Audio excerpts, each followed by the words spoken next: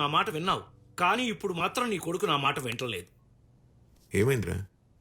ఏముంది, వచ్చి రాగానే ఆ రాజప్పతో పెట్టుకున్నాడు. కరెక్ట్ టైంకి వచ్చావు. నువ్వైనా చెప్పు, ఇలాగే మొండిగా వెళ్ళి నా కొడుకు నాకు దూరం అయ్యాడు.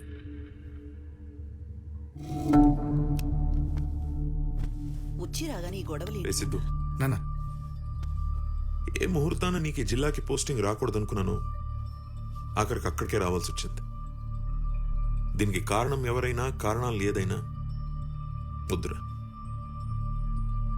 మనకి గొడవలు వద్దు. ఇంకా నా మాట విను, వెళ్ళిపోదాం ఇక్కడి నుంచి. అవును సిద్ధు, వద్దు నాన్న. అలాగే నాన్న, వెళ్ళిపోదాం. కానీ ఊహ తెలిసినప్పటి నుండి తనతో పాటే పెరిగిన అన్నను పోగొట్టుకున్న స్వాతి, ఊహ తెలియకుండానే కన్న తండ్రిని పోగొట్టుకున్న ఆ పాప కళ్ళల్లోకి చూసి చెప్పండి నాన్న, వెళ్ళిపోదాం.